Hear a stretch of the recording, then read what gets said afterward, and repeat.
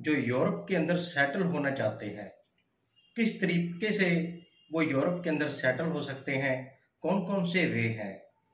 Europe की बहुत सारी कंट्रीज है और बहुत सारे लोग हमारे जो किसी अलग अलग तरीक़ों से जाते हैं, जिससे उन्हें काफ़ी परेशानियों का सामना करना पड़ता है। तो वो आज हम वे बताएंगे जो बिल्कुल आसान है और साथ में बहुत ही ज़्यादा यही फ़ायदेमंद है, और यही एक सही तरीका है यूरोप के अंदर सेटलमेंट होने का। और इसके अलावा जो काफ़ी सारे लोगों के पास यूरोप से, चाहे इटली की नुला उस्ता की बात करें, यानी कि इटली की वर्क परमिट वहाँ से आ जाता है, काफ़ी लोगों का माल्टा से वर्क परमिट आ जाता है, काफ़ी लोगों का पोलैंड से वर्क परमिट आ जाता है, लेकिन उन्हें अपॉइंटमेंट नहीं मिलती। अपॉइंटमेंट की हमारे इंडिया के अंदर एम्बेसी की जो अपॉइंटमेंट है बहुत सारी प्रॉब्लम आ रही है। तो उस चीज़ के ऊपर भी हम बात करेंगे कि इस चीज़ का क्या सोल्यूशन किया जाए, कैसे इस चीज़ का सोल्यूशन होगा। तो सबसे पहले हम बात कर लेते हैं कि जो लोग हमारे यूरोप में जाना चाहते हैं, सेटल होना चाहते हैं, तो बेस्ट वे कौन कौन से हैं। मैंने पहले भी काफ़ी वीडियो के अंदर वैसे बताया हुआ है, लेकिन फिर भी हमारे काफ़ी लोगों के कमेंट्स आते रहते हैं, तो मैं फिर से अच्छी तरह से आज इस वीडियो में हम बात कर लेते हैं कि जो लोग हमारे यूरोप के अंदर सेटल होने के तरीके से जाना चाहते हैं, सेटल होना चाहते हैं, तो बेस्ट वे है उनके लिए वर्क परमिट।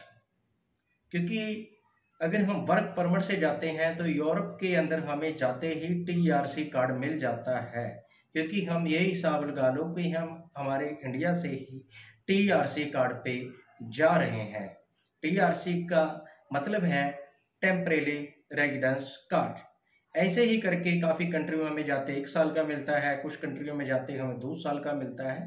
तो ऐसे ही हम 4 से 5 साल, ऐसे ही 2 साल या 1 साल का ऐसे ही लेते लेते रिन्यू कराते कराते 5 साल के अंदर या किसी कंट्री में 4 साल के अंदर हमें परमानेंट कार्ड मिल जाता है। और परमानेंट कार्ड के ऊपर हम अपना बिजनेस भी कर सकते हैं। तो बहुत सारे ऐसे वे हैं, अपनी फैमिली को आप बुला सकते हैं, बहुत सारे ऐसे वे हैं जो हमें परमानेंट रेजिडेंस लेके, तो यानी कि एक तरीका ये है कि हम बिल्कुल आसानी से यूरोप के अंदर सेटल हो सकते हैं, जो लोग यूरोप में सेटल होना चाहते हैं। और ये ऐसा वे है बिल्कुल ही आसान और बिल्कुल सस्ता भी, कोई ज़्यादा मुश्किल नहीं है। क्योंकि आज की डेट में चाहे क्रोशिया हो, चाहे पोलैंड, चाहे माल्टा, या यूरोप की जर्मनी, जो बेस्ट कंट्री है स्विट्जरलैंड, बहुत से सभी तकरीबन ऐसी कंट्रीज हैं जिसे हम ऑनलाइन उनकी वेबसाइटों पे जाके उनसे जो आपने स्किल्स जानते हैं, अगर आप कोई स्किल्स नहीं भी जानते तो आप उन स्किल्स को सीख लें, कोई ना कोई ऐसे स्किल्स सीख लें, चाहे रेस्टोरेंट है, चाहे आप जो भी वहाँ पे कंस्ट्रक्शन लाइन की भी काफ़ी डिमांड है, और चाहे आप आप ड्राइविंग लाइसेंस बना लें, क्योंकि आप ट्राला वगैरह और भी काफ़ी ऐसी चीज़ें हैं जो आप व्हीकल वहाँ पे चला सकते हैं। तो यानी कि आप अपने अकॉर्डिंग आप वहाँ पे कोई अपनी अपने अकॉर्डिंग अपनी स्किल्स ढूंढ लें, और ऑनलाइन आप वहाँ की कंपनियों से आप कॉन्ट्रैक्ट करके अपना वर्क परमिट ले सकते हैं, बिना कहीं किसी एजेंटों को पैसे देने की ज़रूरत नहीं है। और ये बेस्ट ऑप्शन है, आप वहाँ के जाके अपने यूरोप के अंदर सेटिंग कर सकते हैं। और काफ़ी लोगों के अब ये बात करते हैं कि कुछ लोगों के उधर से वर्क परमिट आ जाते हैं, जैसे इटली से नुला ओस्ता, जो यानी कि इटली का वर्क परमिट वहाँ से पास होके आ जाता है, तो हमें इंडिया के अंदर अपना अपने डॉक्यूमेंट सबमिट कराने होते हैं अपॉइंटमेंट लेके। लेकिन यहाँ पे हमारे इंडिया के अंदर अपॉइंटमेंट ही नहीं मिलती।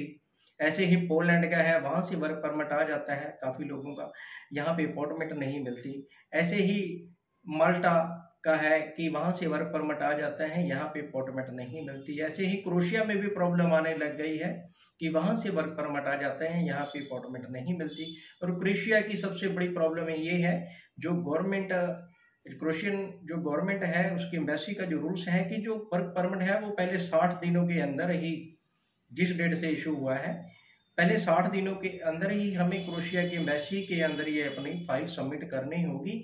अगर हम पहले 60 दिनों के अंदर सबमिट नहीं करेंगे तो 60 दिन के बाद हमें उन्हें दोबारा से वर्क परमिट हमें वहाँ से मंगवाना पड़ेगा, यानी कि क्रोशिया से वो वाला वर्क परमिट आपका नहीं चलेगा।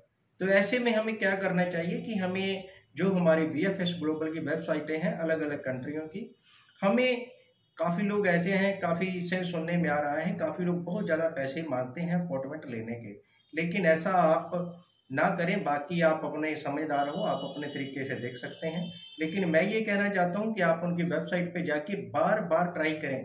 काफ़ी बार हमें रात के 2 बजे भी हमने अपॉइंटमेंटें उठाई हैं, सुबह के 6 बजे भी हमने, काफ़ी ऐसी कंट्रीज़ हैं जैसे क्रोशिया, जैसे इटली की, हमने सुबह के 6 बजे भी अपॉइंटमेंटें उठाई हैं।